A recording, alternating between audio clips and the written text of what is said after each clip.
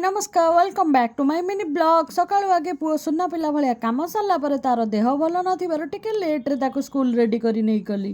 पुओ को स्कूल ले छाड़ी के आसला बेले को घर पई टिके परिवा नै की पळी आसले। तापरे मु रोसई काम रे लाग जायतिले। आज रोसई रे भात डाली संतुला बैगण चकटा आलू चकटा पांपड़ आ मो पुओर सिजा करथिली।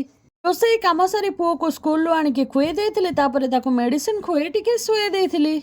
तापर हजबैंड को पाखु टिके जिनस पठेबार थिला सेति पई बैग रेडी कर देथिली। पुओ उठिला परे ताको टिके पढ़ारे बसाई देथिली।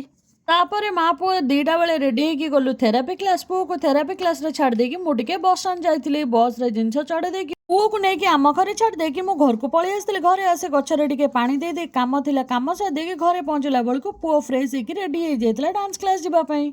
डांस क्लास पर आम घर को पळी आसलु। पुओ आसिक संध्या बेले टिके टीवी देखला। आ डिनर बने देथिली। आज डिनर रे रुटी आ डालमा बनेइथिली। पुओर देह भल नथिला आमे माँ पुओ जल्दी खाई दे चालू शुईबाको।